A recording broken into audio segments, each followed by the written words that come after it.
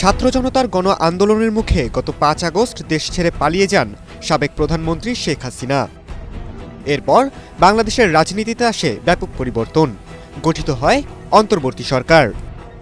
হাসিনা পালিয়ে যাওয়ার পর দেশে ঘটে চলেছে একের পর এক ঘটনা। সবশেষে সবচেয়ে যে বিষয়টি আলোচনায় আসে তা হল ইসকন ও চিন্ময় দাস।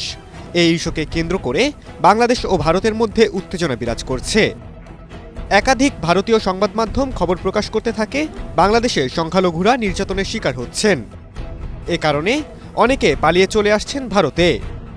তবে আওয়ামী লীগ সরকারের পতনের পর বাংলাদেশ থেকে অবৈধভাবে প্রবেশকারীদের সংখ্যা উল্লেখযোগ্য হারে বাড়েনি বলে নিশ্চিত করেছে ভারতেরই প্রভাবশালী সংবাদ মাধ্যম দ্য হিন্দু। রোববার গত ৬ বছরের সরকারি তথ্য বিশ্লেষণের ভিত্তিতে করা ওই প্রতিবেদনটি প্রকাশিত হয়।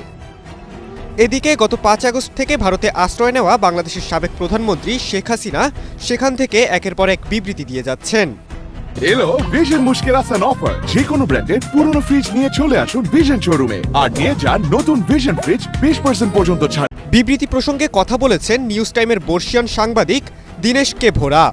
তিনি প্রশ্ন তুলেছেন, অন্য দেশে আশ্রয় নিয়ে থাকা এক ব্যক্তি কিভাবে বিবৃতি দিতে পারেন? আন্তর্জাতিক নিয়ম অনুযায়ী যখন কোনো ব্যক্তি একটি দেশে কূটনৈতিক আশ্রয় নিয়ে থাকে তখন তিনি বিবৃতি দিতে পারেন না, কিন্তু শেখ হাসিনা সেই নিয়মের উল্লঙ্ঘন করেছেন। ভোরার মতে শেখ হাসিনা যা বলছেন তা আসলে মোদী সরকারের শিখিয়ে দেওয়া বলি। মোদী সরকার আসলে শেখ হাসিনার কাঁধে বন্দুক রেখে নিজেদেরই কথা বলিয়ে নিতে চাইছেন হাসিনাকে দিয়ে। ভোরা আরও বলেন, এই প্রবণতা আসলে আগুন নিয়ে খেলার সমান, আত্মঘাতী পদক্ষেপের সঙ্গে তুলনীয়। এর আগে নেপালের সঙ্গেও এমন আচরণ করেছে ভারতের মোদী সরকার। নেপালের সংবিধানে নাক গলিয়ে পার্বত্য রাষ্ট্রের সঙ্গে দূরত্ব তৈরি করে ভারত। অখণ্ড নেপালের মানচিত্রে সংসদে দেখিয়ে বিতর্ক তৈরি করে দেশটি, যদিও নেপাল সরকার ভারতকে বেশি দূর এগোনোর সুযোগ দেয়নি। প্রতিক্রিয়ায় ভারত নেপালে প্রয়োজনীয় সামগ্রী পাঠানো বন্ধ করে দেয়। যদিও আজ পর্যন্ত ভারতের পররাষ্ট্র মন্ত্রণালয় সে কথা স্বীকার করেনি। সেদিন থেকে নেপালের মানুষ ভারতকে ঘৃণা করে। এমনকি নেপালের প্রধানমন্ত্রী কেপি শর্মা ওলিও চীনপন্থী।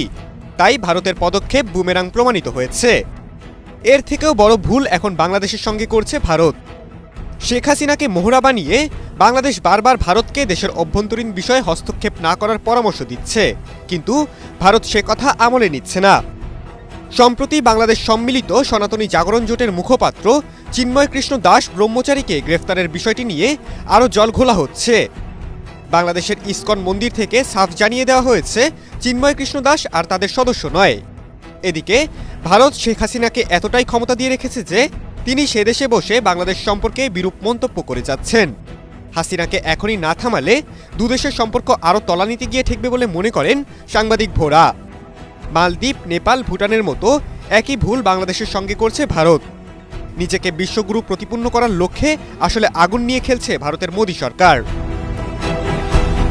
খালিদুল ইসলাম তানভীর, এটিএন বাংলা।